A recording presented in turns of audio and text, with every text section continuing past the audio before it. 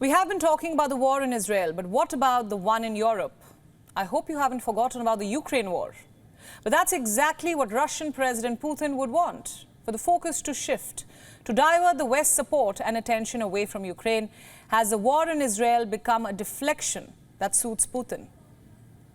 The Hamas attacks on Israel came on Vladimir Putin's birthday, and they were nothing less than a gift for him. Hamas attacks on Israel will reduce the US focus on Ukraine. Russia is set to exploit the chaos. All eyes were on Israel and Palestine. Russia launched 36 attack drones against southern Ukraine overnight. The strikes targeted Odessa, Mykolaiv, and Kherson. They destroyed infrastructure, but there were no casualties. And guess who had supplied those drones? Iran. Well, there's nothing new about it, but the assault in Israel gives it a new context. Iran openly backs Hamas. The Kremlin has been tight with Iran, and now it may try to get even closer. Ukrainian President Zelensky is not happy. Listen to what he said. За наявною інформацією дуже чіткою, Росія зацікавлена в розпаленні війни на Близькому Сході. Based on available information, it is in Russia's interest to inflame war in West Asia in order to create a new source of pain and suffering that would weaken global unity, create divisions, and help Russia in undermining freedom in Europe. We witness how Moscow's Iranian allies openly lend support to those who attacked Israel. All of this poses a much greater threat than the world currently perceives. You see, Zelensky is playing up how the Kremlin is friends with Iran. He has cast his war against Russia and the struggle against Hamas in the same light. Has he sensed the threat that the West might lose focus on Kyiv?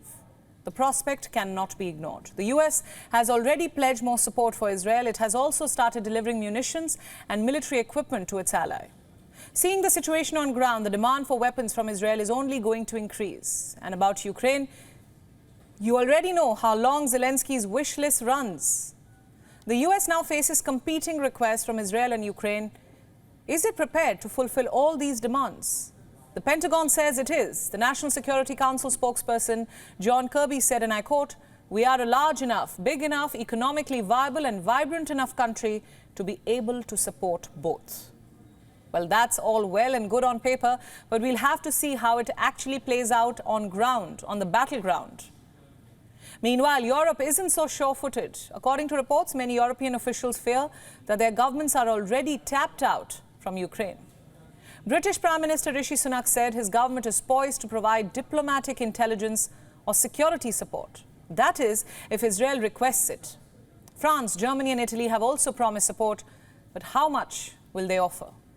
Will it lead to frugality towards Ukraine? If yes, it will be to Russian President Putin's advantage. Russia began the biggest war in Europe in the last 75 years. Now, Hamas has followed suit in West Asia. This one is the worst in the last 50 years. And both wars can change the strategic landscape beyond recognition. We'll have to wait and watch. WION World is now available in your country. Download the app now and get all the news updates on the move.